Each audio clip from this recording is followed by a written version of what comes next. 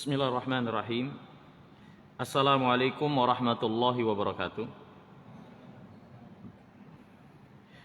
Innal hamdalillah nahmaduhu wa nasta'inu wa nastaghfiruh wa na'udzu billahi min syururi anfusina wa min sayyiati a'malina. Man yahdihillahu fala mudhillalah wa man yudlil fala hadiyalah. Wa asyhadu an la ilaha illallah wahdahu la syarikalah wa asyhadu anna Muhammadan abdu wa rasuluhu la nabiyya ba'dah, amma ba'd. Hadirin yang dimuliakan oleh Allah, alhamdulillah kita bersyukur dengan memuji Allah Subhanahu wa taala. Dengan nikmat dan karunia-Nya kembali dipertemukan di kesempatan siang hari yang mulia ini. Mari kita lanjutkan pelajaran kita mempelajari kitab Sahih Muslim, khususnya Kitabul Fitan, kitab kumpulan hadis dalam riwayat Imam Muslim yang menjelaskan permasalahan fitnah, yaitu apa-apa yang menjadi ujian yang dikabarkan oleh Nabi SAW yang umat ini diuji dengannya, berupa keguncangan huru-hara yang terjadi di tengah-tengah mereka, dan juga tentang hal-hal yang terjadi menjelang Yaumul Qiyamah sebagai tanda-tanda dekatnya hari kiamat.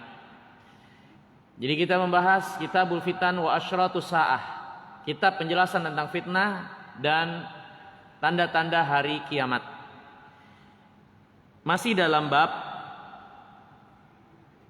idza tawajjahal musliman bisayfayhima, bab penjelasan di antara fitnah yang terjadi yang dikhabarkan oleh Rasulullah SAW adalah bertemunya dua pasukan dari kaum muslimin membawa senjata-senjata mereka, dan terjadilah pertumpahan darah di antara mereka. Ya. Ini hadirin yang dimuliakan oleh Allah, perkara yang telah dikhabarkan oleh Rasulullah SAW, dan Nabi telah menjelaskan hukum apa yang terjadi kalau ada dua orang Islam, dua kelompok Islam yang bertemu di medan laga dengan pedang-pedang mereka sampai menumpahkan darah. Nabi SAW mengatakan al-qatil wal maqtul finnar, pembunuh dan yang dibunuh tempatnya di neraka. Dan ini dijelaskan para ulama, maksudnya adalah peperangan yang terjadi di antara kaum muslimin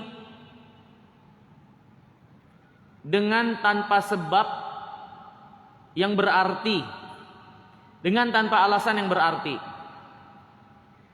Inilah yang masuk dalam hadis Nabi SAW tersebut. Ketika dua kelompok kaum muslimin saling bertemu untuk menumpahkan darah, pembunuh dan yang dibunuh tempatnya neraka. Tapi kalau dua kelompok muslim ini salah satunya berada pada kebenaran, salah satunya berada pada kebatilan, seperti mereka yang berpemahaman merusak kaum muslimin, mengkafirkan kaum muslimin, keluar dari ketaatan kepada pemerintah yang sah, yang diperintahkan oleh Rasulullah untuk diperangi, walaupun mereka belum keluar dari Islam, maka memerangi orang-orang yang seperti itu tidak masuk dalam hadis ini. Tidak masuk juga dalam hadis ini apa yang terjadi di antara para sahabat ketika terjadi peperangan di antara mereka, yang mereka semua tidak pernah sama sekali memaksudkan dan menginginkan pertumpahan darah. Tapi terjadi apa yang menjadi ketetapan Allah Subhanahu wa taala dengan sebab sebagian dari orang-orang yang ada di kalangan mereka yang menyulut fitnah ini sehingga peperangan terjadi. Peperangan tidak terelakkan lagi. Dan masing-masing dari para sahabat beristihad dengan apa yang terjadi di tengah-tengah mereka, sehingga yang benar dapat 2 pahala, yang salah dapat 1 pahala, sehingga apa yang terjadi pada para sahabat tidak masuk dalam hadis ini, bahwasanya pembunuh dan yang dibunuh tempatnya di neraka. Ini hadirin yang dimuliakan oleh Allah Subhanahu wa taala. Kemudian di antara hadis yang dibawakan oleh Al-Imam Muslim dalam bab ini, yaitu hadis Hammam ibn Munabbih radhiyallahu taala an. Dia berkata, "Hadza ma haddatsana Abu Hurairah radhiyallahu taala an." Ini adalah apa yang diberitahukan oleh Abu Hurairah, yang beliau sebutkan dari Rasulullah SAW. Di antara yang disebutkan oleh Rasulullah, yang disampaikan oleh Abu Hurairah, Rasulullah bersabda seperti ini, "La taqumus sa'atu hatta taqtatila fi'atan 'azimatan." Tidak akan tegak hari kiamat sampai bertemu 2 pasukan besar dari umat ini. Takunu bainahuma maqtalatun 'azima. Terjadi peperangan besar di antara 2 pasukan ini. Wa da'wahuma wahidah. Sedangkan seruan keduanya sama. Maksud dan tujuan dan seruannya sama, yaitu menginginkan kebenaran. Ini hadirin yang dirahmati dan dimuliakan Allah. Hadis ini seperti yang apa kita bicarakan, ini adalah kabar yang datang dari Rasulullah SAW tentang apa yang akan terjadi pada umat ini. Dan para ulama mengatakan 2 pasukan besar ini maksudnya adalah pasukan Ali dan pasukan Muawiyah,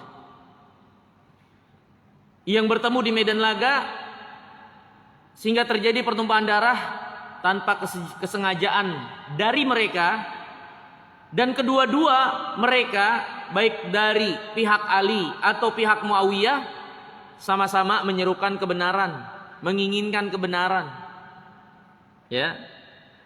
Kata Syekh Sulaiman Ruhaili, "Wal murad bil fi'ataini inda ahli tahqiq human kana ma'a Ali radhiyallahu ta'ala an wa man kana ma'a Muawiyah radhiyallahu ta'ala an lamma taharaba bisiffin." Yang dimaksud dalam hadis ini menurut para peneliti adalah apa yang terjadi antara Muawiyah dan Ali dalam perang Siffin. Dan itu terjadi pada tahun 36 Hijriyah. Ya. Sabda Nabi, "Wa da'watuhuma wahidah." Seruan, visi keduanya sama. Yaitu apa? Keduanya berada di atas agama yang sama, tujuan mereka sama, yaitu Islam. Kedua-duanya adalah kaum muslimin dan sama-sama menginginkan kebenaran. Hadirin yang dirahmati dan dimuliakan oleh Allah Subhanahu wa taala, sedikit kita singgung terkait dengan peperangan Siffin di tahun 36 Hijriah yang terjadi antara Ali dan Muawiyah. Kata Syekh Sulaiman Ruhaili menceritakan, ya, perang Siffin itu terjadi setelah terbunuhnya Utsman bin Affan radhiyallahu taala an. Dan setelah terbunuhnya Utsman, maka para sahabat membaiat Ali bin Abi Thalib radhiyallahu taala an, karena beliaulah memang yang paling tepat untuk memimpin umat ketika itu. Ya. Dan sebagian para sahabat belum membaiat Ali. Ya. Di antara mereka adalah Muawiyah.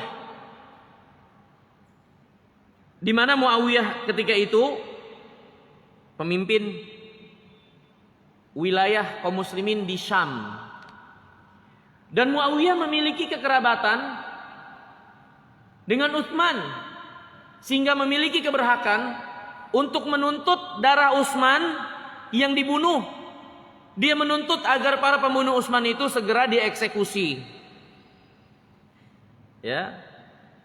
Tidak ada maksud Muawiyah untuk tidak mengakui Ali. Hanya dia menginginkan agar eksekusi itu didahulukan. Akan tetapi Ali bin Abi Thalib memiliki pandangan lain. Ya. Dia ingin mengundur eksekusi pembunuh Utsman dengan pertimbangan yang banyak yang menjadikan alasan dia mengundurnya. Bukan gak mau menegakkan, tapi dia undur dengan beberapa pertimbangan. Di antaranya kondisi politik yang ketika itu belum stabil.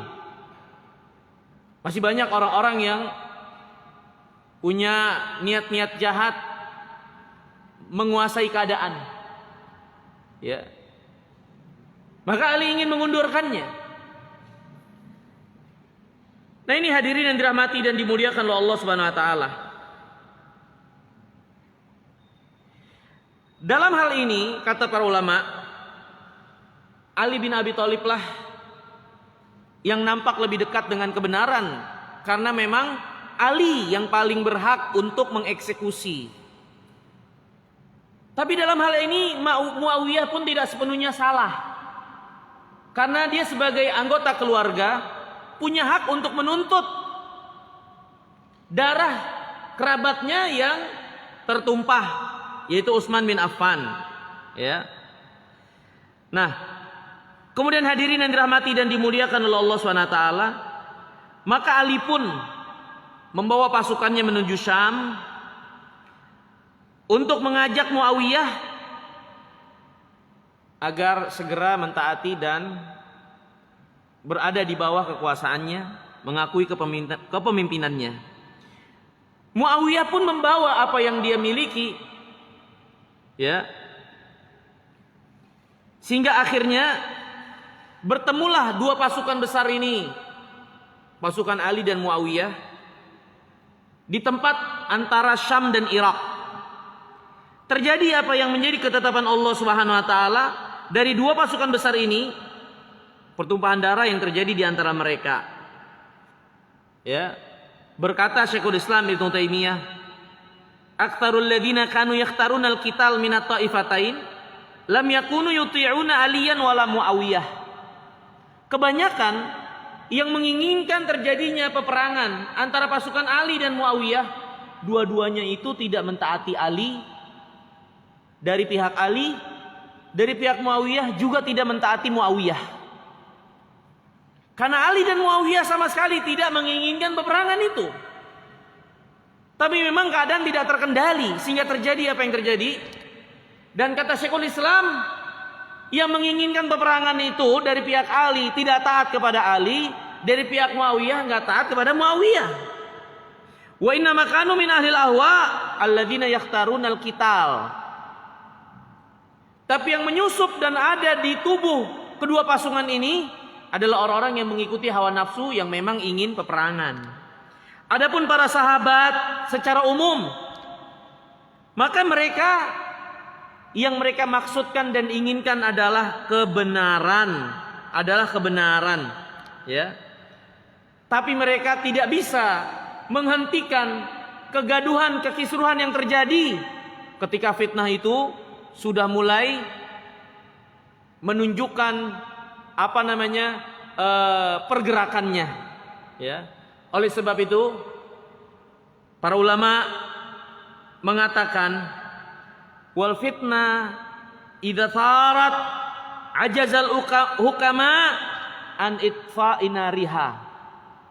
Kalau fitnah, kegaduhan, kekacauan itu sudah mulai nampak bergejolak, maka orang-orang cerdik pandai sekalipun tidak bisa untuk menyetop, menghentikannya. Di situ ada para sahabat, ada Ali, ada Muawiyah. Tapi ketika kekisruhan sudah terjadi, fitnah sudah bergejolak, bahkan mereka pun tidak bisa menghentikannya. Terjadilah perang Siffin ini. Makanya hadirin yang dirahmati dan dimuliakan oleh Allah Subhanahu wa taala. Di antara yang sepatutnya untuk diperhatikan oleh kaum muslimin, terutama mereka-mereka yang didengar suaranya oleh umat, agar menenangkan umat ini, tidak memprovokasi mereka untuk sesuatu kekisruhan, kegaduhan, kekacauan yang terjadi di tengah-tengah mereka. Sebelum kekisruhan itu terjadi, hendaknya diantisipasi, diberikan pemahaman, diberikan pengertian. Karena kalau sudah sampai terjadi pertumpahan darah di antara kaum muslimin, sulit untuk memadamkan api fitnah yang sudah terlanjur bergejolak itu. Maka petunjuk Nabi SAW dan nasihat dari para ulama, fitnah sebelum dia berkobar, maka segera diredam. Kalau enggak, maka susah untuk dihentikan. Ya. Ini hadirin yang dirahmati dan dimuliakan oleh Allah Subhanahu wa taala. Kemudian hadis yang berikutnya. Hadis yang berikutnya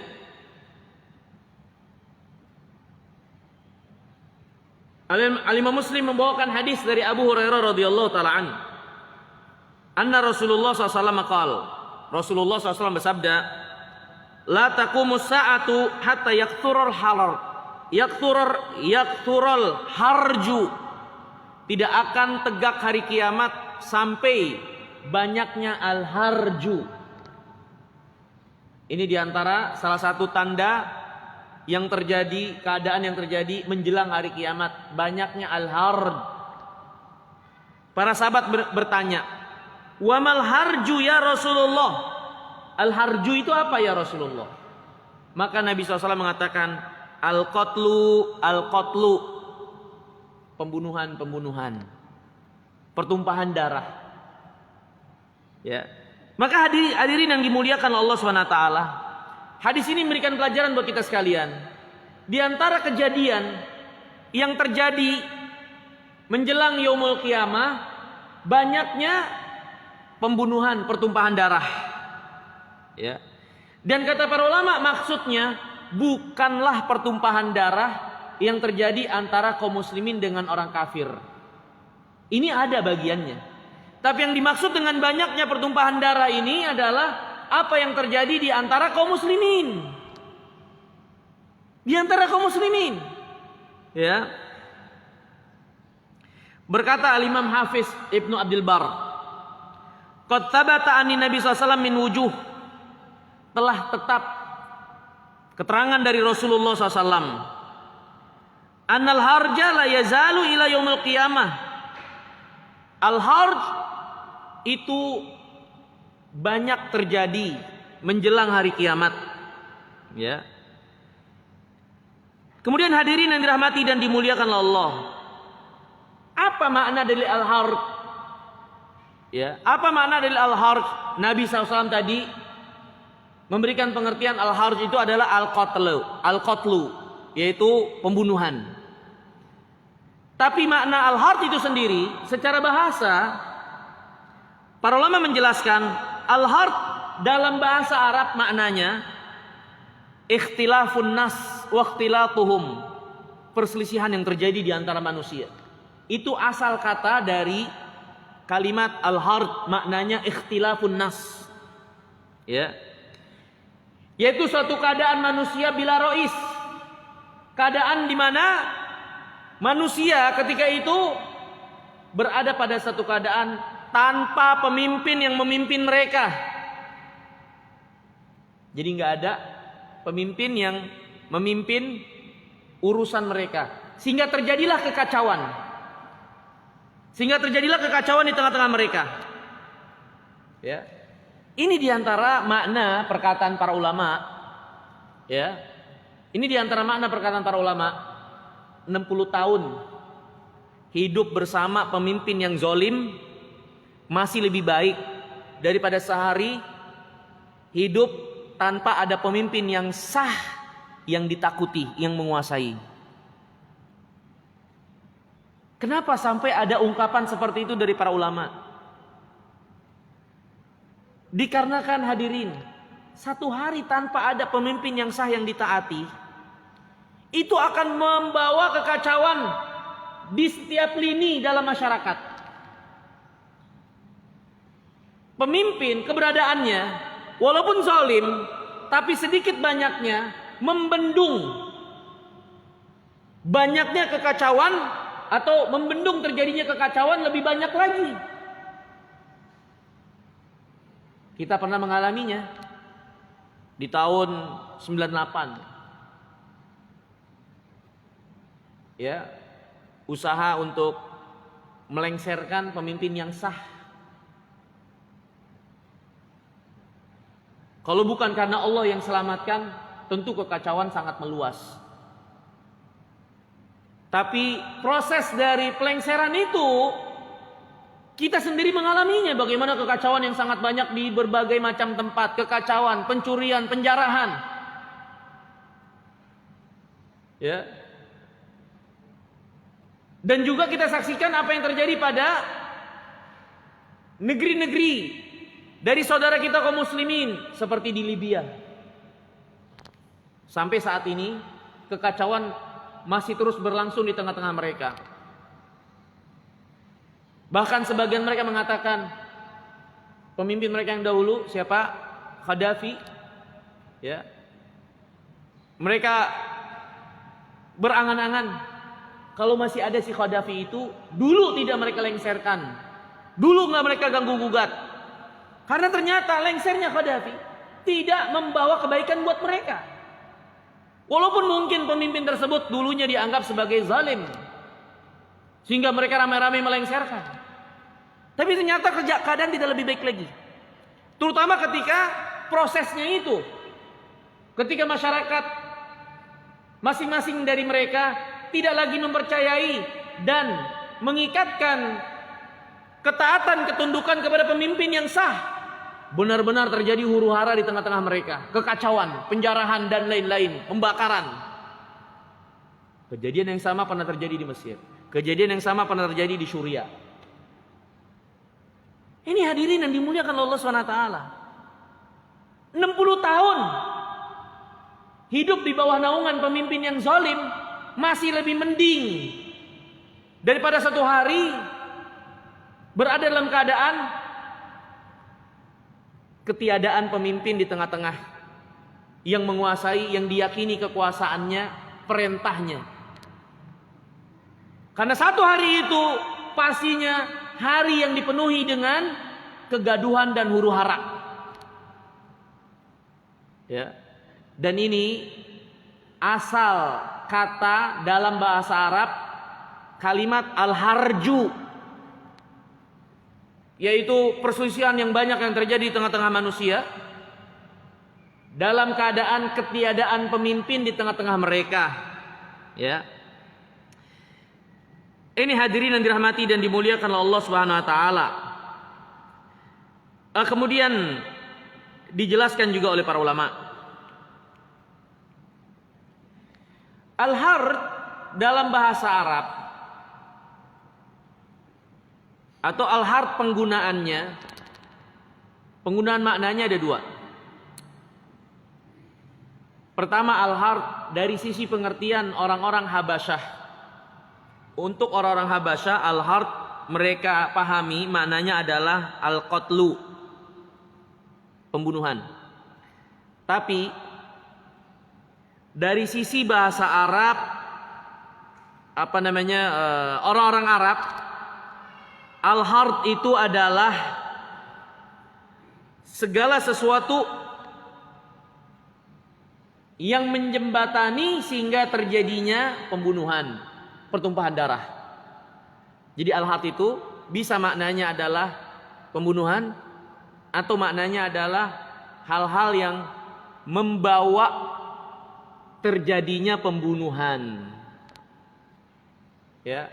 Dan Nabi SAW ketika ditanya al-hard, Nabi SAW mengatakan al-qatlu al-qatlu, pembunuhan-pembunuhan. Dan itu tidak menafikan bahwasanya maksudnya juga adalah banyaknya perkara-perkara yang membawa kepada keadaan banyaknya pertumpahan darah yang terjadi. Dan dengan hadis Nabi SAW ini, pelajaran bagi kita sekalian kaum muslimin untuk benar-benar menahan diri dan menjaga diri, tidak ikut campur, tidak ikut serta pada perkara-perkara yang akan membawa pertumpahan darah di tengah-tengah kaum muslimin. Hati-hati dari seruan-seruan ajakan, provokasi, sehingga bertemunya kaum muslimin di tengah medan laga, di tengah jalan, yang mereka saling menghalalkan darah atau terjadi pertumpahan darah di antara mereka. Seperti yang terjadi antara rakyat dengan aparat. Dua-duanya muslim. Maka hal-hal yang seperti ini harus dihindari. Nabi mengatakan demikian untuk mengabarkan ini bakal terjadi, tapi bukan berarti meridhoi hal itu untuk terjadi pada diri kaum muslimin. Tapi sebagai kabar ini yang bakal terjadi, memperingatkan jangan sampai kalian ikut tergerus, tergulung dalam arus keadaan ini, sehingga kalian masuk di dalam perhelatan pertumpahan darah antar kaum muslimin. Ya. Ini hadirin yang dimuliakan oleh Allah Subhanahu wa taala. Kata Syekh Sulaiman Ruhaili rahimahullah, ma munasabatul haditsainil akhiraini lil fitan. Apa korelasi dua hadis terakhir tadi berkait dengan fitnah? Apa hubungannya sampai dia dibawakan dalam keterangan hadis-hadis yang menjelaskan tentang fitnah yang terjadi? Kata Syekh Sulaiman Ruhaili, korelasi hubungannya adalah penjelasan bahwasanya fitnah yang besar yang terjadi di antara kaum muslimin adalah pertumpahan darah yang terjadi di tengah-tengah mereka. Jadi di antara bentuk fitnah yang terjadi di tengah-tengah kaum muslimin adalah pertumpahan darah antar mereka. Maka ini harus diperhatikan. Suatu yang dikabarkan oleh Nabi pasti terjadi, tapi bukan berarti diridhoi oleh syariat. Nabi mengabarkan agar kita memiliki kehati-hatian, mawas diri, jangan sampai masuk ke dalam pusaran fitnah tersebut. Karena bukan menjadi suatu yang terpuji tangan kita berlumuran darah saudara kita sendiri. Ya. Ini hadirin yang dimuliakan oleh Allah Subhanahu wa taala. Nah, oleh sebab itulah bab selanjutnya berkata Al-Imam Nawawi, bab halaku hadhil ummah ba'dhum bi ba'dhin. Kembali menekankan bab yang sebelumnya akan banyaknya atau akan terjadinya pasukan di antara kaum muslimin yang saling menumpahkan darah. Maka bab selanjutnya semakin menekankan bab penjelasan bahwasannya kebinasaan umat ini, hancurnya umat ini disebabkan permasalahan intern di antara mereka. Disebabkan kekisruhan, perselisihan di dalam tubuh mereka sendiri, sehingga mereka yang merusak diri mereka sendiri, saling menghancurkan di antara mereka. Inilah di antara sebab besar huru-hara kehancuran yang terjadi pada umat ini. Mari kita perhatikan hadis-hadis yang dibawakan. Babun halaku hadil ummah ba'dihim bi ba'din. Bab penjelasan kehancuran umat ini dengan sebab diri mereka sendiri. Intern permasalahan di antara mereka yang mereka akhirnya saling menumpahkan darah di antara mereka. Ya. Dan ini sekali lagi sebagai peringatan bagi kita sekalian, apa yang sudah diingatkan oleh Rasulullah SAW untuk kita bisa menanggulangi, menjauhkan diri paling tidak, jangan sampai masuk ke dalam pusaran ini. Berkata Al-Imam Muslim rahimahullah an Thauban, dibawakan hadis Thauban radhiyallahu taala an. Dia berkata, qala Rasulullah sallallahu alaihi wa alihi wasallam. Nabi SAW bersabda, "Innallaha zawaliyal ard faraitu masyariqaha wa magharibaha." Sesungguhnya Allah menampakkan kepadaku seluruh penjuru bumi dari barat sampai timur. Hadirin yang dimuliakan Allah. Dulu para sahabat mereka tidak kenal teknologi seperti kita. Mungkin kalau kita berada pada zaman mereka, bisa jadi kita pun tidak percaya yang dikatakan oleh Rasulullah. Gimana seorang bisa diperlihatkan seluruh bagian penjuru bumi, sedangkan mata orang ketika itu adalah terbatas. Kita punya mata terbatas, nggak mungkin seluruh penjuru bumi kita lihat dalam satu saat, satu waktu. Terbatas. Kalau kita ukur dengan akal saat itu, maka manusia berkemungkinan nggak percaya. Nih nggak bener nih orang. Di mana dia ngaku diperlihatkan ujung barat sampai ujung timur semua. Tapi untuk orang-orang zaman sekarang, ini adalah perkara yang mudah untuk dicerna. Alhamdulillah. Sehingga kalau masih ada yang nggak percaya sabda Nabi SAW, orang ini benar-benar kelewatan. Kita lihat manusia saat ini. Dengan peralatan yang mereka buat, teknologi yang mereka buat, dengan satelit dipantau ujung timur, ujung barat, bagian permukaan bumi ini kelihatan semua. Kan seperti itu. Kan ma'ruf teknologi yang ada. Jangankan tuh di handphone kita aja kita bisa lihat. Pakai map. Wah ini timur dunia, ini timur bumi, barat bumi. Kelihatan semua. Itu buatan manusia. Dengan teknologi yang Allah anugerahkan kepada mereka, mereka bisa melakukan itu. Kalau makhluk bisa melihat dan menampakkan seluruh penjuru bumi ini seperti itu, maka bagaimana mungkin Khalik, pencipta manusia, gak bisa menunjukkan, gak bisa lebih menciptakan, menunjukkan seperti apa yang ada pada manusia. Jadi kalau masih ada yang gak percaya, apa yang dialami Rasulullah diperlihatkan timur dan barat, saat ini orang ini benar-benar kelewatan. Karena berarti dengan sendirinya mereka anggap manusia lebih bisa, lebih pintar, lebih memiliki kemampuan dari Rabbul Alamin. Ya. Dan yang menakjubkan kita juga, dulu para sahabat dengan kesederhanaan yang ada pada mereka, mereka nggak pernah menolak khabar yang dikatakan oleh Rasulullah. Yang menunjukkan mereka benar-benar beragama atas dasar iman yang benar, berserah, menerima apa yang datang keterangan dari Allah dan Rasulnya, walaupun terkadang secara logika belum bisa diterima saat itu. Tapi beragama nggak selalu tolak ukur pembenaran atau penolakannya disesuaikan dengan pemahaman dan logika yang ada. Nggak selalu seperti itu. Kalau seperti itu beragama, para sahabat tentu sudah nolak Nabi SAW. Gimana mungkin? Kok ditunjukkan timur sama barat?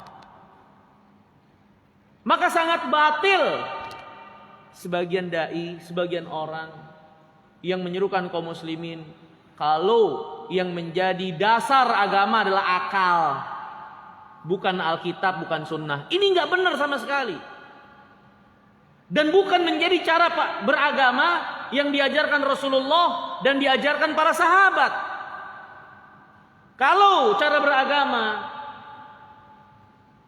penetapannya hanya berdasarkan akal yang menjadi sumber, atau akal itu sumber utama penetapan benar atau tidaknya, tentu para sahabat harusnya sudah nolak ini rame-rame. Karena menurut akal yang sederhana yang ada pada mereka ketika itu, gimana mungkin bisa melihat seluruh ujung penjuru bumi? Tapi mereka nggak ada satupun yang menolak, mereka terima. Tapi kita heran ada sebagian orang yang ditokohkan di negeri kita mengajarkan kaum muslimin bahwasanya dasar utama dalam beragama akal. Bukan Alkitab, bukan sunnah, bukan khabar, bukan wahyu yang datang dari Allah,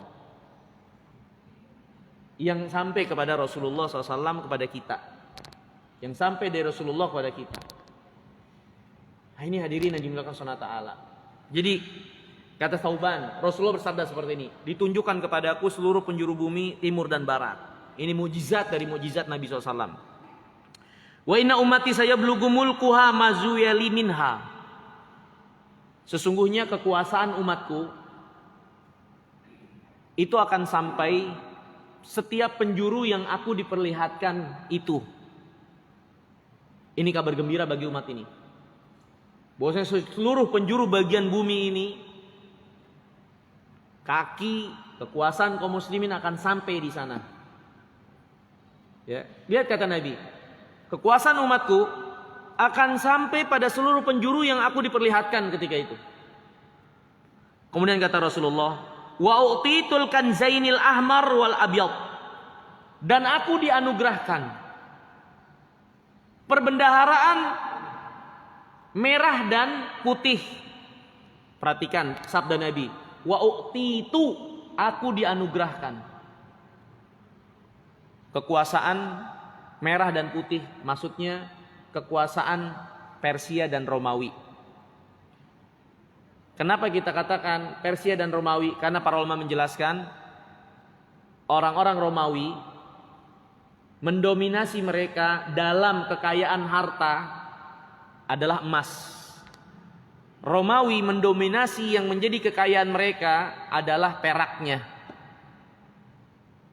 Ya, dan mereka dua negara adidaya, kerajaan adidaya ketika itu. Tapi menarik buat kita, Rasulullah mengatakan uktitu, aku dianugerahkan. Berarti kekuasaan itu anugerah Allah. Penguasaan menjadi menguasai muka bumi ini itu anugerah Allah. Kalau kita teliti dan mendalami hal ini, maka ini memberikan petunjuk arahan buat kita. Kalau ingin kekuasaan, harus dengan apa yang Allah cintai dan ridhoi. Jalannya harus sesuai dengan apa yang Allah SWT perintahkan untuk kita tapaki. Tidak bisa dengan cara-cara yang kita buat-buat, memaksakan sesuatu dengan melanggar syariat, dengan alasan khilafah. Ini nggak benar. Karena dia anugerah Allah, dan apa yang ada di sisi Allah nggak akan didapatkan kecuali dengan taat kepada Allah. Adapun melakukan pelanggaran-pelanggaran, menyelisihi sunnah Nabi SAW dalam memperjuangkan dan mengamalkan agama ini, nggak akan sedikit pun mendatangkan anugerah Allah bagi umat ini. Mau dianugerahkan kekuasaan oleh Allah, maka lakukan, perjuangkan seperti bagaimana Rasulullah memperjuangkan agama ini. Tidak berdasarkan akal atau emosi semata atau kemarahan semata melihat kejadian dan keadaan yang ada. Bukan seperti itu cara memperjuangkan din. Ya. Kemudian kata Nabi yang mulia salawatullah wassalamu alaihi, wa inni sa'altu rabbi li ummati an la yuhlikaha bisanatin ammah. Dan sungguh ketika itu aku meminta kepada Allah. Jadi Nabi SAW meminta kepada Allah 3 permintaan. Permintaan yang pertama, yang dia minta kepada Allah, agar umatnya tidak binasa secara keseluruhan karena paceklik berkepanjangan. Ini permintaan yang pertama.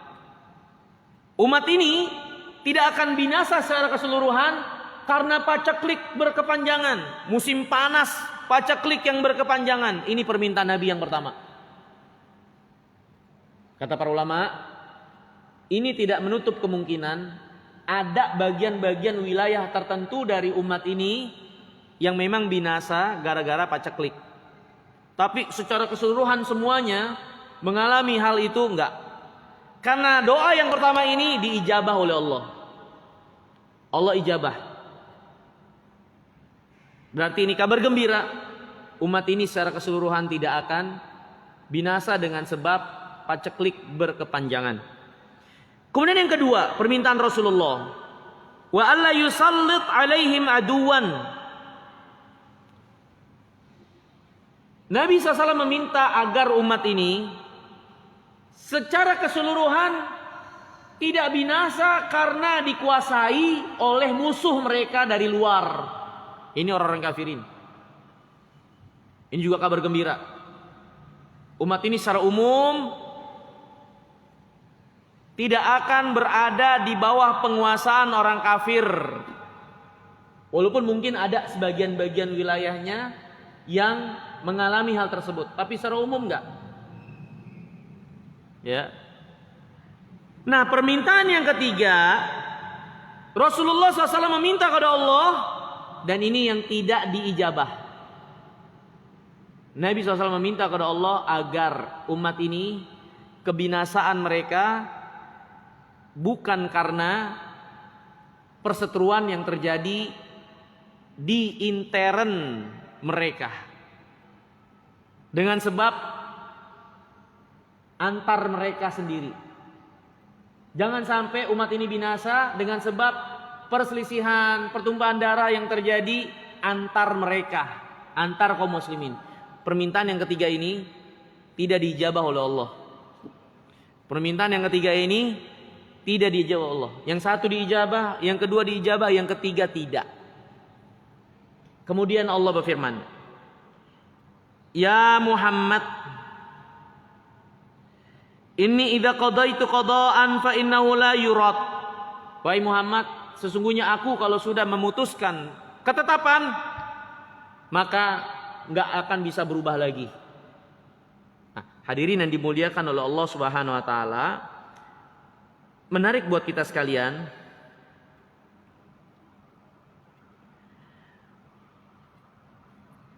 Dari keterangan yang ada, terutama dari sunnah Nabi SAW, dapat kita tarik kesimpulan ketetapan Allah terbagi menjadi dua sifat. Ya, terbagi menjadi dua sifat. Yang pertama, ketetapan yang tidak terkait dengan sebab apapun. Ketetapan yang tidak terkait dengan sebab apapun. Jadi ketetapan yang Allah tetapkan begini sudah nggak bakal berubah. Ya, ghairu marbutin bi syai', ketetapan yang tidak tergantung, tidak terikat dengan apapun. Kalau Allah sudah tetapkan, udah bakalan begitu terjadi, nggak terikat dengan apapun. Contohnya ini, ketetapan Allah bahwasanya umat ini binasanya dengan sebab kekisruhan yang terjadi di antara mereka sendiri. Ini ketetapan Allah yang tidak terkait dengan apapun. Yang kedua, ada ketetapan Allah yang terikat dengan sesuatu sehingga dia bisa bertambah, berkurang, terrealisasi dan tidak. Ya. Contohnya dalam hal ini, hadis Nabi SAW. Kata Nabi SAW, siapa yang ingin dipanjangkan umurnya, diluaskan rezekinya, maka hendaklah dia apa? Menyambung hubungan rahim. Kan seperti itu. Nah, masalah, bukankah telah terdapat keterangan umur ajal rezeki seseorang sudah ditentukan? 50.000 tahun sebelum dia diciptakan. Ketika dia berada di perut ibu, 4 bulan berada di perut ibunya. Terdapat hadis Nabi SAW, malaikat mendatanginya dan diperintahkan oleh Allah untuk mencatat, ini si cabang bayi, nasibnya gimana? Bagaimana rezekinya? Bagaimana ajalnya? Dia bahagia atau celaka? Kan disuruh catat. Ya. Tapi hadis Nabi mengatakan, yang ingin dipanjangkan umurnya, diluaskan rezekinya, maka sambung rahim. Ada juga hadis Nabi SAW, la yaruddul qada illa du'a.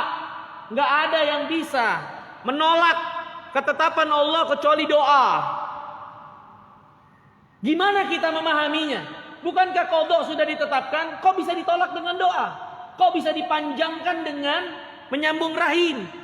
Inilah yang dimaksud oleh para ulama. Qada Allah. Yang kedua, ada yang terikat dengan sesuatu. Semuanya qada Allah, tapi memiliki keterikatan. Seorang hamba umurnya misalnya 40.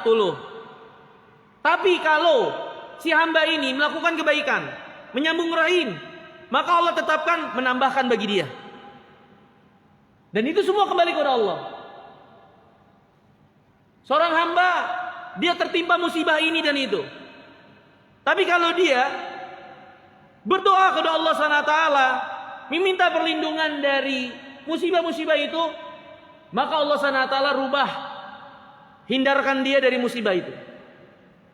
Ini qada yang memiliki keterikatan dengan sesuatu, dan semua tetap keputusan ketetapannya kembali kepada Allah Subhanahu wa taala. Nah, ini hadirin yang dimuliakan oleh Allah Subhanahu wa taala. Jalan tengah memahami keterangan yang ada berkait dengan qada itu. Tapi semua pastinya tidak keluar dari qada Allah. Yang harus kita pusingkan adalah bagaimana kita mengerjakan yang Allah perintahkan dalam syariat. Nggak usah kita mikirin apa ketetapan kita dari Allah, nggak usah. Karena itu urusan Rabbul Alamin, rahasia dari rahasia Allah.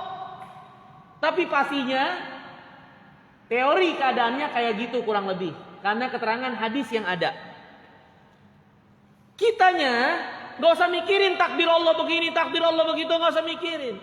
Yang kita pikirin, Allah SWT perintahkan kita apa, Allah larang kita apa, fokus di sana. Pastinya kalau kebaikan akan mendatangkan kebaikan, kalau keburukan ini membahayakan.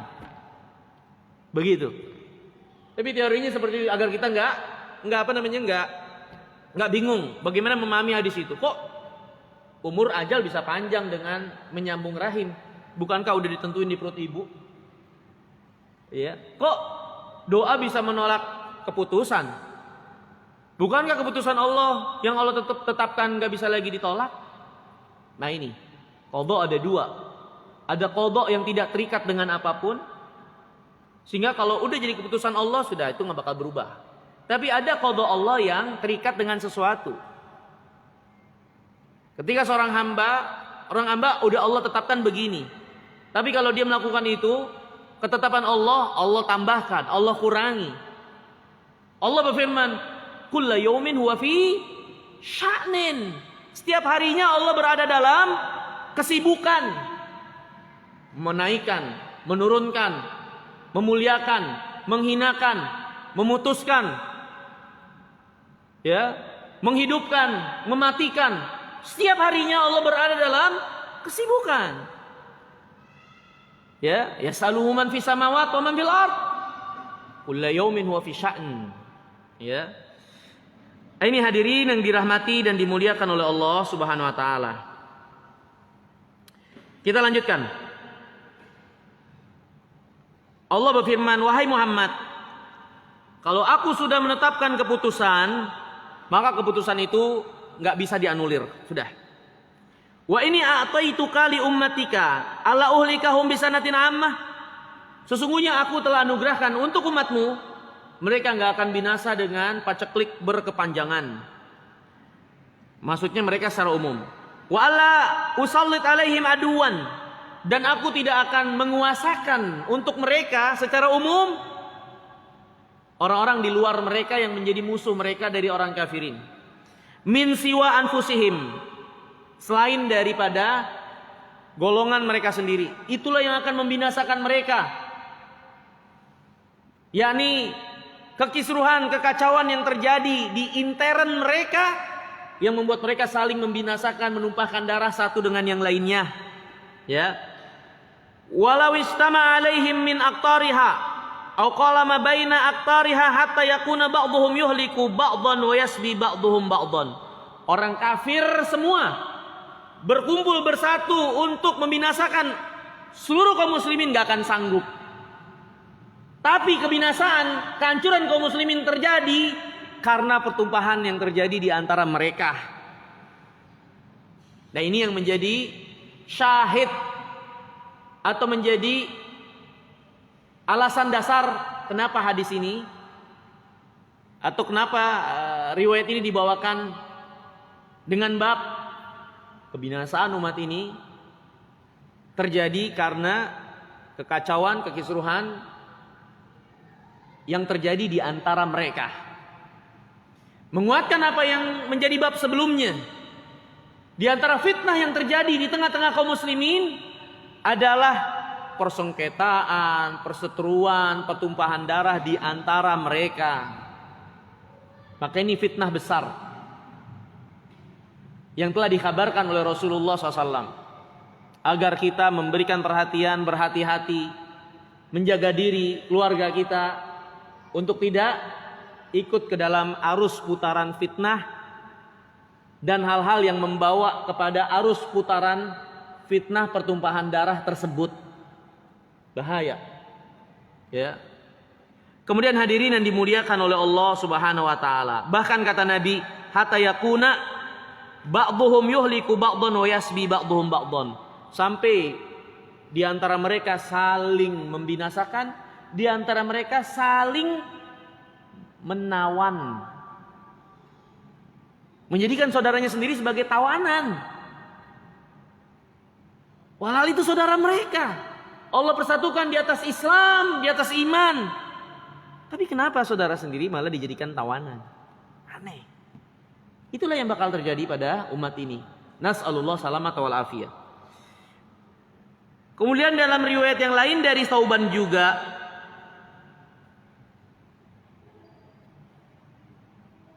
Nabi SAW bersabda, Inna Allah zawaliyal ard hatta ra'aitu masyariqaha wa magharibaha wa atanil kanzainil ahmar wal abyad. Allah menunjukkan pencapaian umatku di seluruh penjuru bumi timur dan barat. Dan aku dianugerahkan 2 perbendaharaan adidaya ketika itu, emas dan perak, yaitu Romawi dan Persia. Dalam riwayat Amir bin Sa'ad an Abi, dari bapaknya, Rasulullah bersabda seperti ini, Aqbala dzata yaumin minal aliyati. Bahwasanya Rasulullah SAW pada satu hari pernah datang dari arah tempat yang tinggi.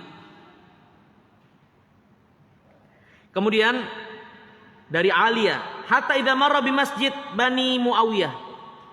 Sampai ketika Rasulullah SAW singgah di masjid Bani Muawiyah. Rasulullah masuki masjid tersebut, dakhala faraka'a fihi rakaatain. Kemudian Nabi salat 2 rakaat di masjid Bani Muawiyah itu. Wa shallaina ma'ah. Kami yang bersama Rasulullah ketika itu pun ikut sholat bersama beliau. Wada'a rabbahu tawilan. Kemudian setelah itu Rasulullah doa kepada Allah dengan doa yang panjang. Tuman saraf ilaina. Selesai doa, Rasulullah SAW menghadap kepada kami.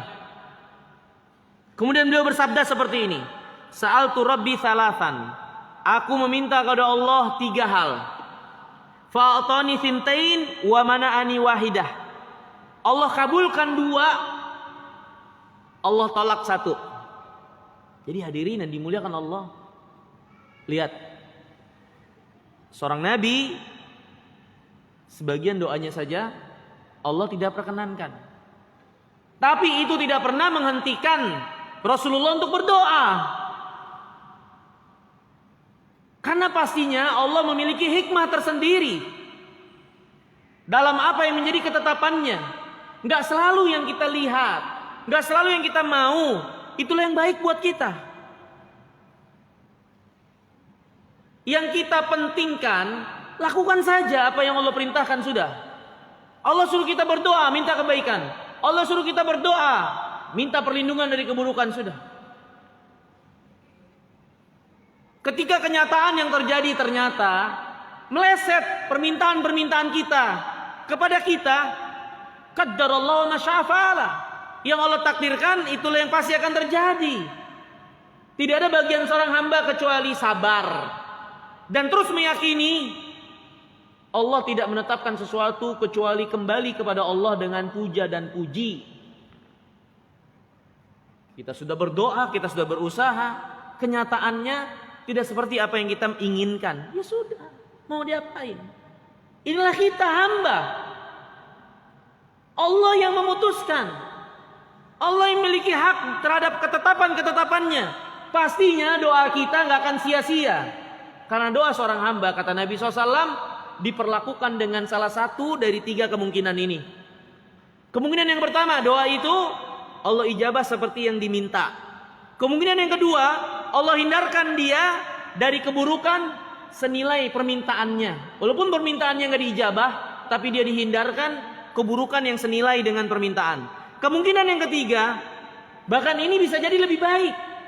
Doa itu tidak Allah ijabah, tidak juga dihindarkan dari keburukan yang senilai, tapi doa itu Allah simpan untuk Allah tunaikan nanti di akhirat.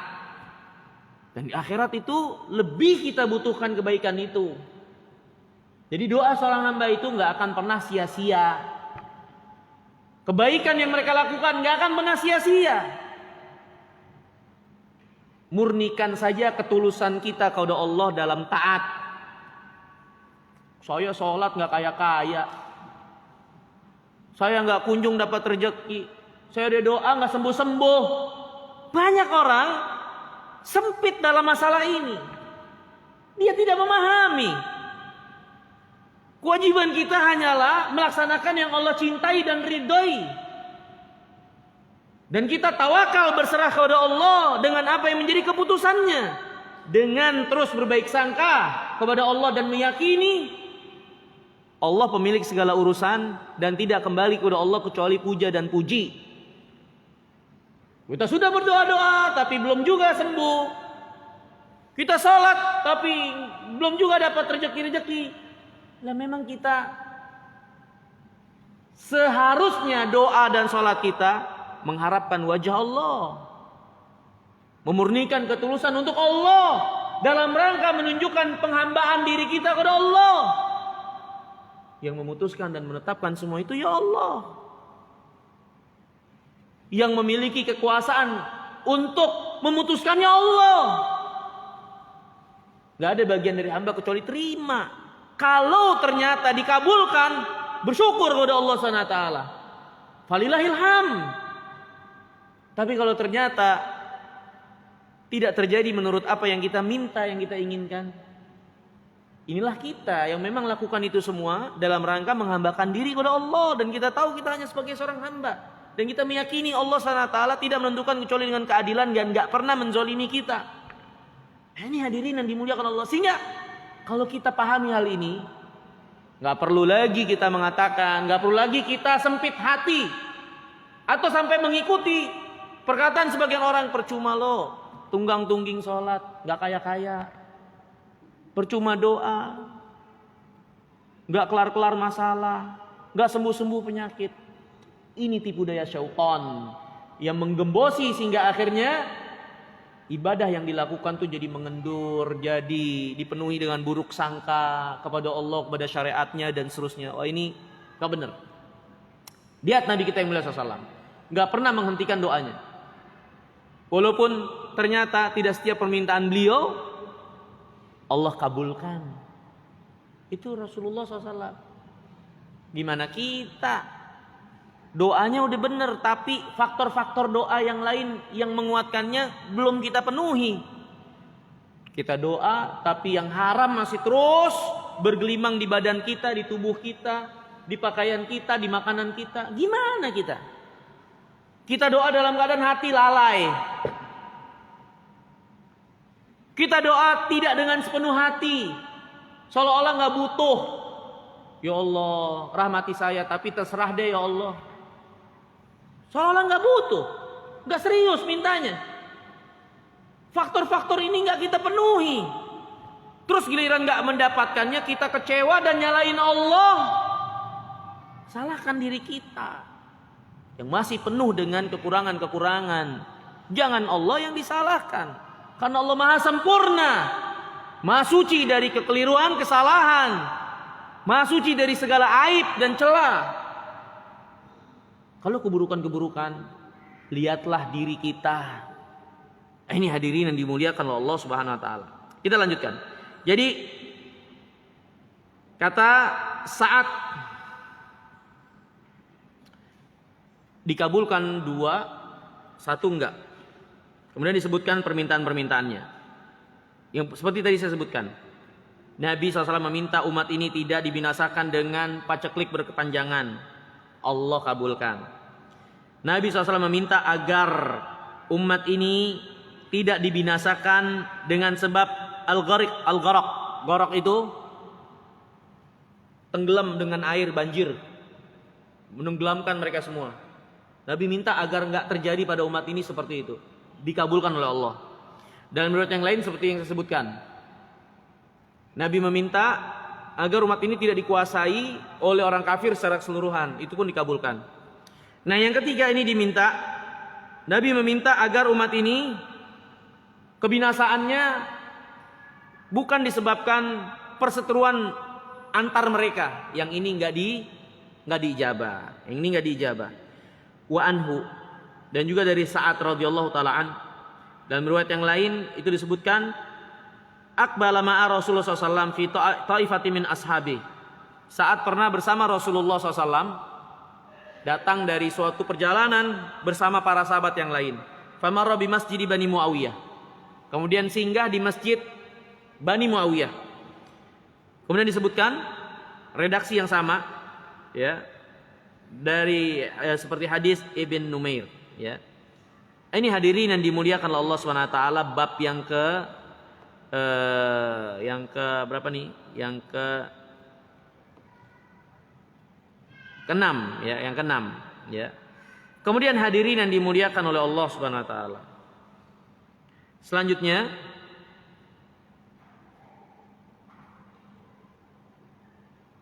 bab yang ke-7.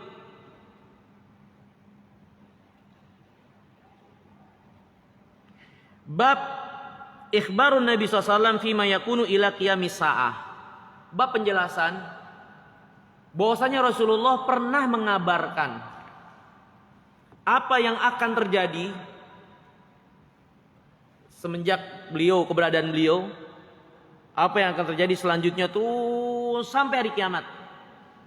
Nabi pernah menjelaskan itu semuanya dengan rinci. Tapi kata para ulama, maksudnya dengan rinci dari perkara-perkara besar. Karena nggak memungkinkan semua diceritain dengan detail-detail. Hari ini, besok, Selasa, Senin, Rebo, tahun segini terjadi ini dan. Nggak mungkin. Nggak akan ada sempat waktu. Tapi yang dimaksud adalah kejadian-kejadian besar untuk diingatkan, untuk diperingatkan, dijadikan pelajaran. Dari rentetan kejadian-kejadian yang terjadi dari perkara tersebut sampai hari kiamat. Pernah dilakukan oleh Rasulullah SAW menceritakan hal tersebut seharian penuh. Nggak berhenti-berhenti. Nggak berhenti-berhenti. Dilanjutin terus. Zuhur lanjut, asar lanjut terus. Pernah dilakukan oleh Rasulullah SAW. Ya, mari kita perhatikan hadis-hadis yang dibawakan oleh penulis. Babu ikhbari Nabi SAW fima yakunu ila qiyamis sa'ah. Bab penjelasan kabar, pemberitahuan kabar yang datang dari Rasulullah SAW, apa yang akan terjadi sampai hari kiamat. Ya, seperti yang saya katakan tadi, ini dijelaskan oleh Syekh Sulaiman Ruhaili. Maksudnya adalah perkara-perkara yang besar, ya, dari kejadian-kejadian yang terjadi sampai hari kiamat. Bukan rincian-rincian detail, rinci dari hari per hari, jam ke jam, minggu ke minggu, bulan ke bulan, enggak. Karena ini enggak pernah memungkinkan, ya, untuk diceritakan semua. Tapi bagian-bagian pokok besar sebagai peringatan dan pelajaran sampai hari kiamat sudah dijelaskan oleh Rasulullah SAW. Dibawakan di sini yang pertama hadis Hudzaifah bin Yaman radhiyallahu taala an. Hudzaifah berkata, "Wallahi, demi Allah, inilah a'lamun nas bi kulli fitnatin hiya kainah fi ma baini wa baina sa'ah." Kata Hudzaifah, aku orang yang paling tahu fitnah-fitnah yang terjadi, ya, antara atau saat aku berada ini, saat ini sampai hari kiamat nanti. Aku yang paling tahu fitnah-fitnah yang akan terjadi mulai dari sekarang sampai hari kiamat nanti. Kata Hudzaifah bin Yaman. Tentu Hudzaifah bin Yaman mengatakan hal tersebut bukan rekayasa dirinya. Dari mana dia tahu? Ya, dia tahu dari Rasulullah. Bukan rekayasa dia.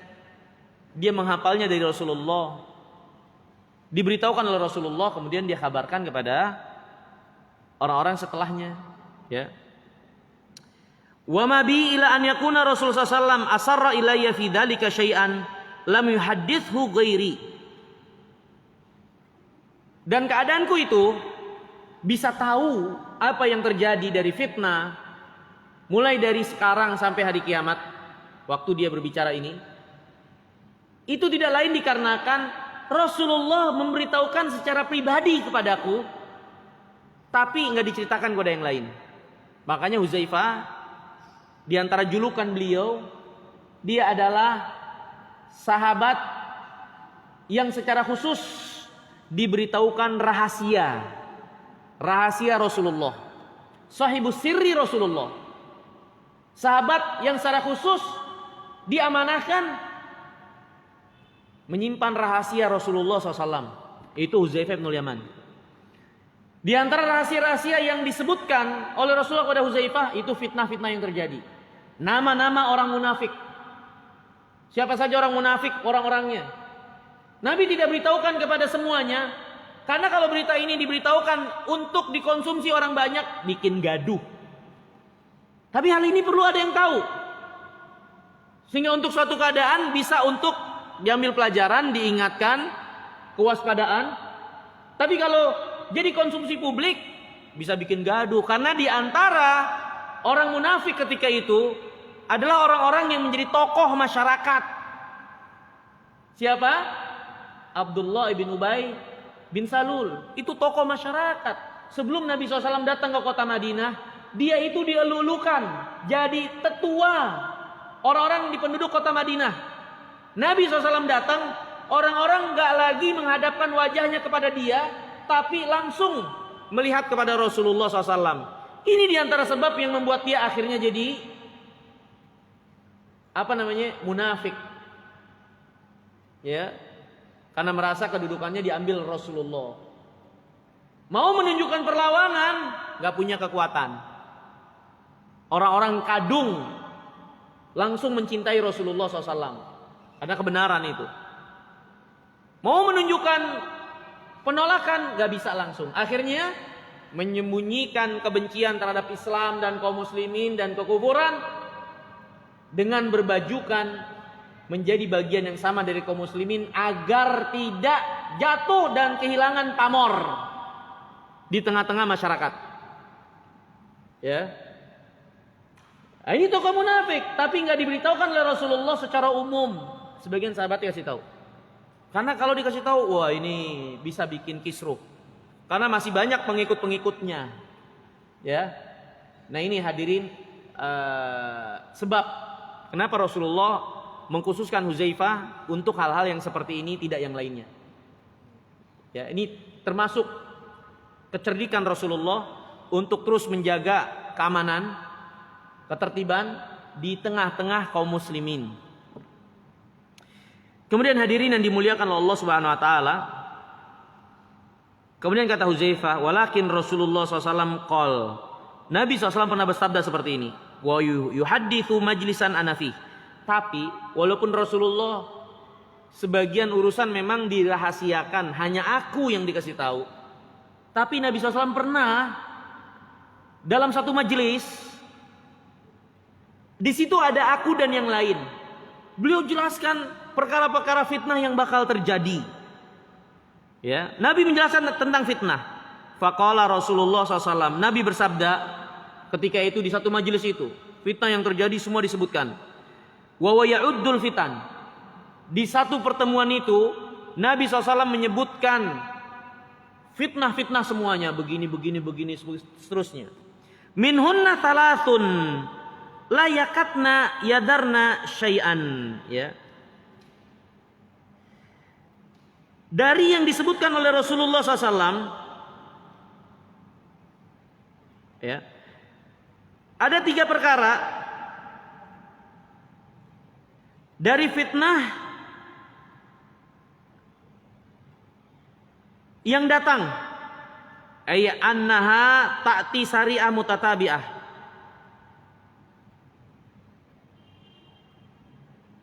Ada 3 fitnah yang berlangsung dengan cepat, bergulir, ya. Dan fitnah ini tidak meninggalkan apapun. Artinya semua ikut ketarik dalam arus fitnah itu. Dan dia berlangsung dengan cepat.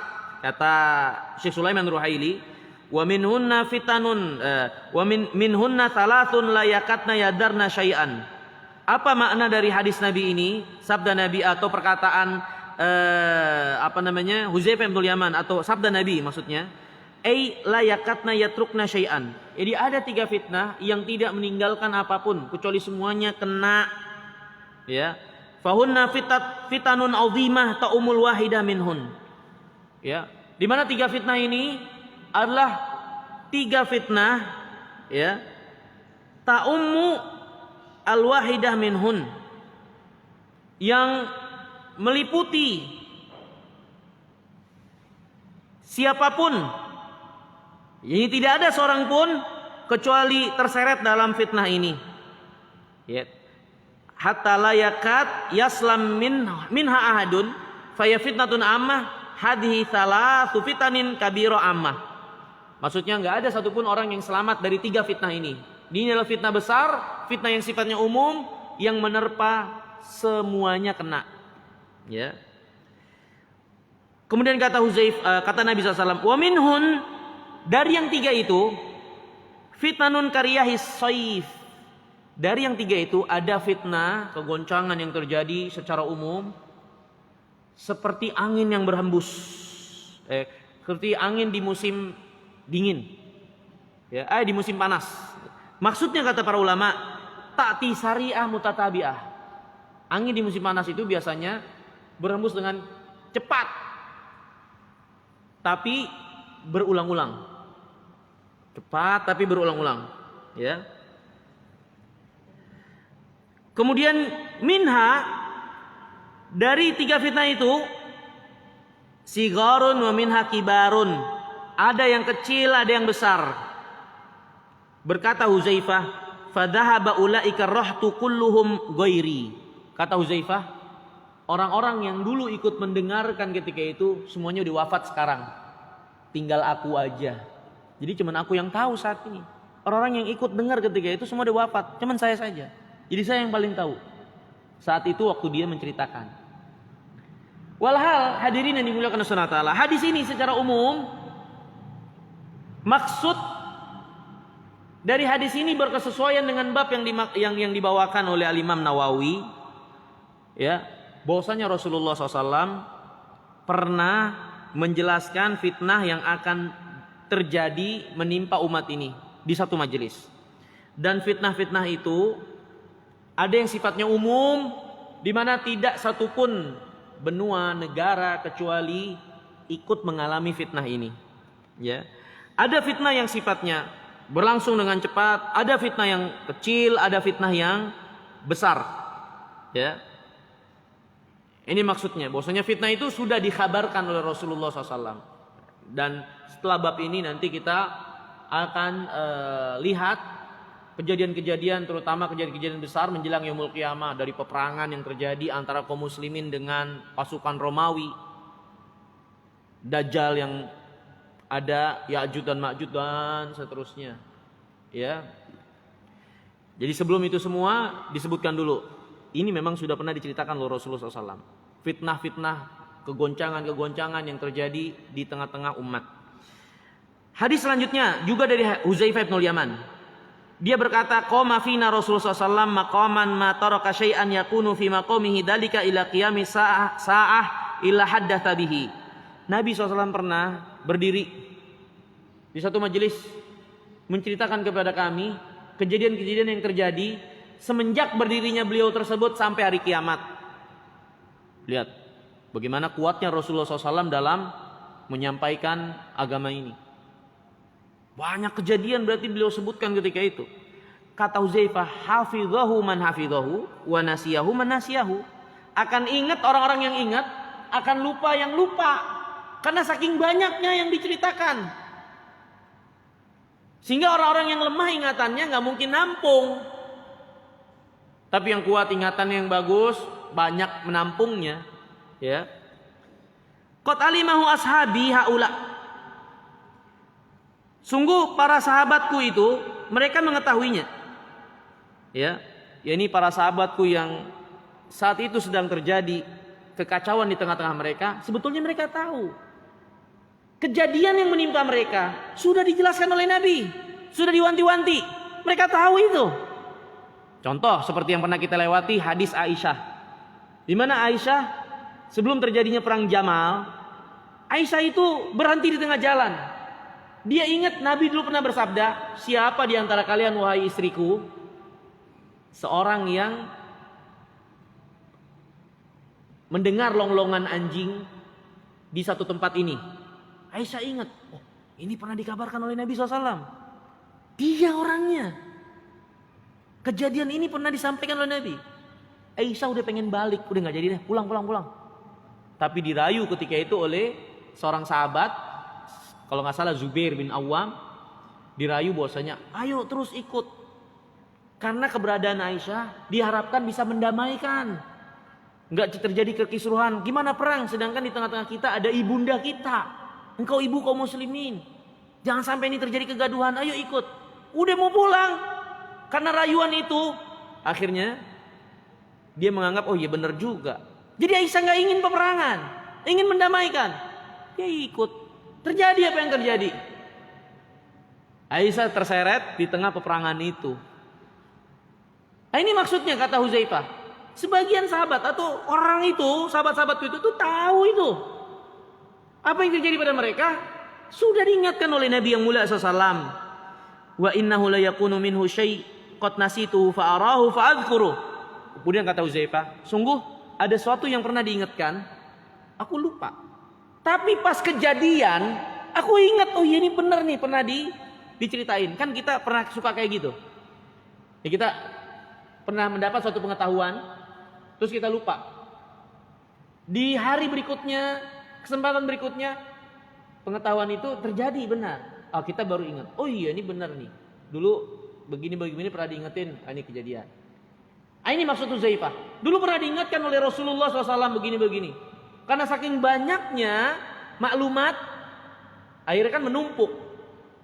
Sebagiannya tentu tergeser dan sedikit lupa. Tapi ketika kejadian itu terjadi, udah jadi ingat lagi. Oh iya benar. Ini dulu pernah diingatkan oleh Nabi SAW. Kama yadhkuru ar-rajul wajhar rajuli idza ghaba anhu thumma idza ra'ahu arafah. Ini seperti seorang yang pernah lihat seseorang. Kemudian orang yang pernah dia lihat itu pergi kemana, hilang. Berlalu waktu yang lama, beberapa tahun kemudian ketemu lagi. Baru dia ngeh, oh iya kamu kan yang itu ya. Seperti itu keadaan Huzaifah. Dulu dia pernah dapat maklumat, dia ingat, terus lupa. Pas kejadian ketemu lagi, dia baru ingat, oh iya ini pernah disebutkan oleh Nabi yang mulia salawatullah wassalamuhu alaihi. Nah, hadis ini sama seperti hadis sebelumnya, kembali penegasan bagi kita sekalian bagaimana Rasulullah SAW itu pernah menjelaskan kepada umat ini apa yang akan menimpa mereka, kejadian-kejadian dari fitnah-fitnah sampai yaumul qiyamah. Hadis berikutnya ya juga dari Huzaifah bin Yaman. Kata Huzaifah bin Yaman, akhbarani Rasulullah SAW wa kainun ila antaku masa'ah. Nabi pernah mengabarkan kepadaku apa yang akan terjadi sampai hari kiamat. Fama minhu syai'un illa qad sa'altu. Dan gak ada satupun dari pernyataan beliau kecuali aku tanya kejadian-kejadian itu. Illa kecuali anilam as'alhu, aku nggak bertanya satu keterangan dari Rasulullah. Nabi pernah menjelaskan, ma yukhriju ahlal Madinah minal Madinah. Apa sebab penduduk kota Madinah meninggalkan kota Madinah? Jadi nanti akan ada satu kejadian, penduduk kota Madinah semua meninggalkan kota Madinah sehingga kota Madinah kosong, sampai-sampai masjid itu didatangi binatang-binatang seperti anjing, binatang buas, binatang-binatang yang liar untuk keluar masuk di masjid itu. Karena nggak ada orang di kota Madinah, semuanya keluar dari kota Madinah. Akan datang kejadian itu. Dan itu belum terjadi. Dan nanti ada hadisnya tentang kejadian tersebut. Kejadian itu terjadi ya ketika kaum muslimin memerangi Romawi lagi yang kembali menguasai Konstantin. Sekarang itu Istanbul. Dan nanti ada hadisnya. Ya, tapi Huzaifah nggak bertanya ketika itu, dia tidak ingat, dia nggak tanya kenapa penduduk kota Madinah keluar dari kota Madinah ketika itu. Dan yang dimaksud kata para ulama itu keluarnya penduduk kota Madinah selama 40 tahun. 40 tahun. Sehingga benar-benar jadi kayak kota mati. Kota Madinah itu. Ya, insya Allah kita akan lanjutkan menarik tentang keluarnya penduduk kota Madinah dari kota Madinah. Ini ada penjelasan tersendiri, insya Allah. Karena ada beberapa keadaan yang menyebabkan penduduk kota Madinah keluar dari kota Madinah. Tapi apa yang dimaksud dari hadis Nabi SAW ini, insya Allah kita lebih tegaskan lagi di kesempatan yang akan datang. Karena maklumat sudah banyak, agar kita nggak lupa dan tercecer. Ya mungkin sampai sini dulu. Selanjutnya kita bersoal jawab. Kalau ada yang ingin ditanyakan, dipersilahkan. Wallahu ta'ala alam bissawab. Min soal. Ada yang mau ditanya tentang yang kita bahas atau yang lainnya, dipersilahkan.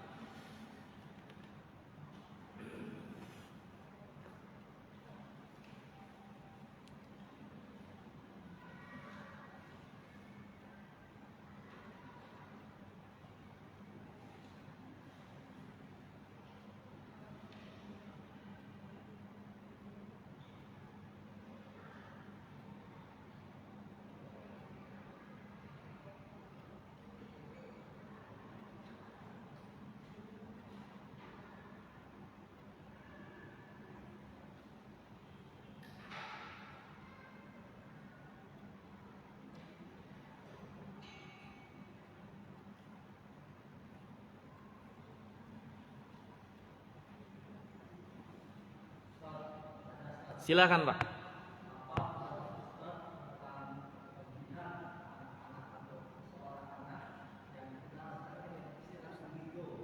Anak-anak indigo. Ya. Wallahu ta'ala alam, yang saya ketahui dan sampai ilmunya ya, anak-anak indigo ya, dari istilah yang beredar di tengah-tengah kita adalah anak-anak yang katanya memiliki indera keenam. Walaupun ini sebetulnya nggak benar, tapi katanya memiliki indera keenam, mereka bisa melihat makhluk gaib. Makhluk gaib di sini maksudnya adalah bangsa jin. Itulah istilah seorang yang dikatakan atau anak dikatakan sebagai anak indigo. Hadirin yang dimuliakan Allah, dalam keyakinan agama Islam, Allah Subhanahu wa taala berfirman, hubungan kita dengan bangsa jin, innahu yarakum huwa wa qabiluhu min haitsu la tarawnahum. Bangsa jin, suku-sukunya, mereka melihat kalian, yang kalian tidak bisa melihat mereka. Ini dalil hukum asal normal, kita itu nggak bisa melihat mereka, nggak bisa melihat bangsa jin. Bangsa jin ada, tapi tertutup penglihatan kita dari melihat mereka. Ketetapan Rabbul Alamin. Terus fakta yang ada sebagian orang, ya, dan itu bukan satu dua, banyak, ditampakkan sesuatu dari makhluk yang katanya itu adalah bangsa jin, tapi dengan bentuk-bentuk yang berbeda-beda. Ya. Para ulama menjelaskan bahwasanya yang dilihat itu benar jin, tapi bukan dalam bentuk aslinya. Karena kalau dalam bentuk asli, pandangan kita tertutup untuk bisa melihat mereka. Tapi yang nampak itu adalah bangsa jin yang dengan izin Allah bisa, sebagian ulama mengatakan itu tukang sihir dari bangsa jin, menampakkan dirinya sehingga bisa dilihat oleh manusia. Tapi itu bukan bentuk aslinya. Tapi ketika mereka bisa dilihat oleh manusia, maka hukum fisik mereka sama dengan manusia, dengan kasat, artinya bisa dipukul, mereka juga bisa mukul kita. Kejadian ini juga pernah terjadi kepada sebagian para sahabat. Abu Hurairah menangkap bangsa jin yang berwujud orang miskin, berusaha untuk mencuri harta zakat. Kata Nabi SAW, setelah 3 kali berturut-turut, itu syaitan. Dia bakal balik lagi untuk meminta-minta, berusaha untuk mencuri harta zakat. Syaitan di sini maksudnya bangsa jin. Ditangkap sama Abu Hurairah. Berarti dia menjelma ke wujud manusia, bukan aslinya. Ada bangsa jin dengan izin Allah yang bisa melakukan itu. Tapi kalau dia melakukan itu, maka secara hukum kasat jadi sama, bisa ditangkap. Dia bisa pukul kita, kita bisa pukul dia. Ya. Atau kemungkinan yang kedua, penjelmaan itu adalah sifatnya untuk menakut-nakuti. Itu yang diinginkan mereka. Ya. Oleh sebab itulah kita lihat penjelmaannya berbeda-beda di suatu tempat dan tempat lainnya, tergantung pola pikir yang ada pada negeri atau tempat tersebut, orang-orangnya kayak gimana. Di negeri kita, setan itu serem-serem, nongkrong nyangkut di pohon, belakangnya bolong, ada yang botak, rambutnya gondrong, kolor hijau. Di Cina, setannya lompat-lompat. Dikasih tulisan di sini, berhenti dia. Di barat pakai jas, setannya pakai jas. Ya, setan yang sama, bangsa jin juga.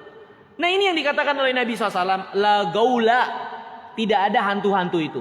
Maksudnya ada hantu-hantu yang menjelma-jelma seperti ini, tapi mereka tidak bisa memudorotkan dengan sendirinya. Sehingga nggak perlu kita untuk menanamkan rasa takut dengan hal tersebut. Ya. Karena rasa takut itu, itulah apa yang menjadi keyakinan yang turun-menurun, yang datang dari orang-orang jahiliyah. Kita sama-sama makhluk. Kenapa harus kita manusia yang diposisikan takut kepada mereka? Padahal kan Allah jelaskan, manusia dengan bangsa jin lebih mulia mana? Nenek moyang mereka, yaitu iblis, disuruh sujud kepada nenek moyang kita, Adam. Tapi kenapa kita diposisikan harus takut yang dicekek, yang diburu dan dibunuh? Ini kan semua khurafat yang terjadi di masyarakat, banyak yang dipertontonkan oleh media-media dan televisi, dan itu sudah mendarah daging seolah-olah itu adalah benar, padahal itu jauh sekali daripada keterangan Alkitab dan Sunnah. Dan kita sebagai seorang muslim nggak boleh menetapkan sesuatu dari perkara gaib kecuali yang ada keterangan dari Al-Quran dan Sunnah. Kalau nggak ada yang boleh kita yakini, nggak ada yang boleh kita tetapkan. Nah, untuk anak-anak yang indigo itu kemungkinannya Yang mereka lihat adalah hantu-hantu tersebut, tidak dengan wujud aslinya. Atau ada kemungkinan juga mereka nggak normal. Mereka yang dikuasai oleh syaitan dari bangsa jin, sehingga mereka ditampakkan seperti itu. Karena nggak ada yang bisa melihat bangsa jin kecuali bangsa jin itu sendiri. Yang normal nggak bakal bisa lihat. Tapi kenapa mereka bisa melihat dan nebak-nebak, ini 1, di sini 2, di sini 3 dan lain-lain. Kecuali mereka memang di dalam tubuh mereka disusupi bangsa jin yang membisikkan, yang menguasai penglihatan mereka sehingga mereka diperlihatkan seperti ini dan itu. Jadi dia yang bermasalah. Maka cobalah anak-anak yang dikatakan indigo ini, dia itu diruqyah. Pengalaman saya, dia yang banyak setannya untuk menimbulkan fitnah. Jadi itu bukan indera keenam, bukan. Dan itu bukan kehebatan. Itu justru adalah kekurangan dan penyakit. Jadi gak ada yang perlu dibanggakan. Para sahabat, orang yang paling takwa, gak ada mereka disebut dengan sahabat indigo atau yang bisa tahu perkara, gak ada. Ya, gak ada. Bahkan Rasulullah SAW dulu pernah sholat diganggu oleh syaitan. Ditangkap setan itu sama Nabi SAW. Sampai kejirat, tangkap lidahnya. Dan Nabi merasakan dingin dari lidahnya itu. Kata Rasulullah SAW, ya, ini lihat bagaimana Rasulullah SAW mengajarkan kepada kita. Bahwasanya itu bukan sesuatu yang harus kita tanamkan. Kita yang takut, kita yang kalah, kita yang kabur. Kata Nabi SAW, kalau saya nggak ingat doa Nabi Sulaiman, di mana Nabi Sulaiman pernah berdoa, ya Allah anugerahkan kepadaku kekuatan, kekuasaan yang tidak engkau berikan kepada orang-orang sebelumku. Yaitu apa? Penguasaan kepada bangsa jin. Karena bangsa jin di bawah kekuasaan Nabi Sulaiman ketika beliau hidup, ya, dan di bawah perintah Sulaiman. Itu bangsa jin, mukjizat Nabi Sulaiman. Kata Nabi, kalau saya nggak ingat doa Nabi Sulaiman, saudaraku, saya akan gantung ikat ini setan yang tadi ganggu sholat di tengah kota, buat jadi mainan anak-anak. Perhatikan, buat jadi mainan anak-anak. Jadi Nabi SAW gak pernah mengajarkan, menanamkan kita untuk memposisikan diri sebagai yang takut. Gak seperti yang diajarkan oleh TV-TV atau orang-orang tua dulu yang gak mengerti akidah. Kalau kamu gak mau makan, nanti kamu dimakan setan. Jangan keluar, nanti kamu disetanin. Dan akhirnya kita, karena dari kecil kayak begitu dimasukin kepala kita, meresap ke dalam hati, ya udah. Ada yang goyang dikit, kabur. Bayangan dikit, kabur. Nah, ini salah, keliru. Jadi indigo itu ada, tapi itu bukan indera keenam. Kemungkinan besarnya dia dikuasai oleh syaitan. Coba orang itu diruqyah. Karena normal nggak ngelihat. Gimana enak Pak orang hidup. Masuk ke dalam rumah, ini 3, ini 2. Gimana dia bisa hidup? Stres malah dia. Kita dengan yang kita lihat nyata begini aja udah stres, banyak masalah. Disuruh mikirin urusan bangsa jin lagi. Ya. Kalau seorang sudah ditakdirkan oleh Allah masuk neraka, apakah masih bisa merubah ketetapan ini? Ya, takdir itu rahasia Allah Subhanahu wa taala. Kita nggak usah mikirin. Tadi saya udah jelaskan. Kita nggak usah mikirin gimana takdir Allah pada kita. Pikirin aja apa yang Allah perintahkan untuk kita kerjain. Karena takdir Allah rahasia Allah dan hak prerogatif Allah. Kita nggak tahu kita di neraka, kita di surga. Kita nggak tahu orang itu di neraka atau di surga. Kalau kita lihat dia salah, keliru, nasihati agar lurus. Kalau dia baik, alhamdulillah, kita support, dukung. Dia di neraka surganya kita nggak tahu. Pikirin aja beban yang Allah bebankan kepada kita. Nggak usah mikirin apa yang bukan menjadi bagian kita. Takdir itu bagian Rabbul Alamin, hak prerogatif Allah. Ya, sehingga kalau kita ditanya, orang ditakdirkan masuk neraka, apakah ia masih bisa merubah ketetapan ini? Nggak penting juga.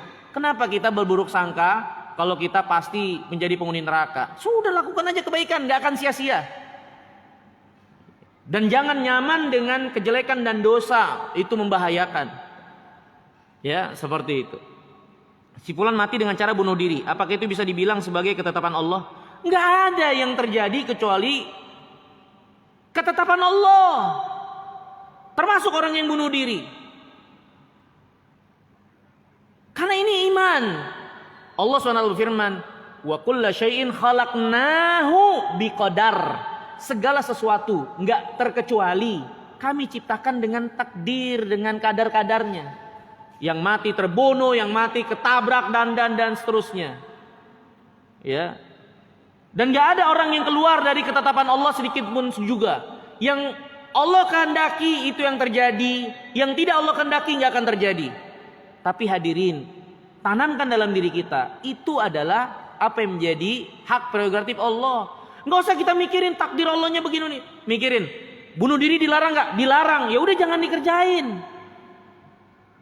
Dan seorang nggak boleh beralasan dengan takdir untuk berbuat maksiat. Kenapa kamu berzina? Ini takdir Allah. Lah memang kamu tahu kamu bakal ditakdirkan berzina. Kan kamu udah disuruh jangan berzina. Ya. Sehingga seorang nggak boleh beralasan dengan takdir untuk berbuat maksiat. Orang yang bunuh diri, kita katakan orang itu salah. Karena Allah telah larang bunuh diri. Tapi juga kita meyakini semua apa yang sudah lewat, yang terjadi, apapun itu, yang ada, yang terjadi, yang telah terjadi, dan yang akan terjadi, tidak akan pernah keluar dari ketetapan Allah, takdir Allah Subhanahu wa Ta'ala. Tapi juga kita harus tanamkan, bagian kita hanyalah mengimani. Bukan untuk mengorek-ngorek dan bertanya kenapanya. Kenapa Allah begini? Kenapa Allah begitu? Itu nggak boleh, haram. Karena Allah tidak ditanya kenapa Allah tetapkan begini dan begitu. Kita yang bakal ditanya kenapa kamu begitu dan begini. Allah berfirman, la yus'alu amma yaf'alu wa hum yus'alun. Allah nggak ditanya kenapa Allah begini dan begitu dari perbuatannya. Tapi kalianlah yang bakal ditanya, mempertanggungjawabkan kepada Allah. Orang Islam mati dengan cara bunuh diri, apakah bisa masuk surga? Kalau dia Islam, maka perbuatan bunuh diri, para ulama mengatakan dosa besar. Tapi selama dia tidak menghalalkan, ya, dia penuh dengan penyesalan dan lain-lain, itu juga bukan syirik. Diharapkan kalau dia memang memiliki keimanan, ya, Allah SWT merahmatinya. Ya, merahmatinya. Tapi kan kita nggak tahu keadaan seseorang. Tapi pastinya bunuh diri itu kan bukan kesyirikan. Karena Allah berfirman, innallaha la yaghfiru an yushraka bih. Allah tidak mengampuni dosa perbuatan syirik. Tapi di bawah dosa syirik itu kembali kepada kehendak Allah. Kalau Allah berkehendak, Allah bisa ampuni. Kalau Allah berkehendak, Allah pun bisa dengan keadilannya menimpakan balasan yang buruk kepada orang tersebut. Dan Allah Maha tahu dan Maha tepat pastinya dengan keputusan-keputusannya. Kalau dia menampakkan keislaman dan dia bunuh diri, yang bisa kita lakukan sebagai saudaranya dengan sebab keislamannya, doain aja kebaikan udah. Ya, berbaik sangka kepada Allah, doain kebaikan. Ya, begitu. Adapun kita memastikan dia pasti neraka dan seterusnya, kita kan nggak tahu apa alasan dia bunuh diri. Bisa jadi karena satu tekanan atau karena syubhat di kepalanya, ya, karena ada kesamaran sehingga dia menganggap perbuatan bunuh dirinya itu baik. Kita kan nggak tahu. Yang pasti dia itu bukan kesyirikan dan dia masih dalam ruang lingkup keislaman. Doakan saja kebaikan, semoga Allah mengampuni, semoga Allah SWT memaafkan, dan seterusnya dari kebaikan kalau dia masih dalam ruang lingkup sebagai saudara kita Islam, kaum muslimin. Mungkin itu. Mungkin ini hadirin yang dimuliakan oleh Allah yang bisa kita pelajari di kesempatan siang hari yang mulia ini. Terima kasih banyak atas perhatiannya. Mohon maaf kurang lebihnya. Semoga yang sedikit ini bermanfaat.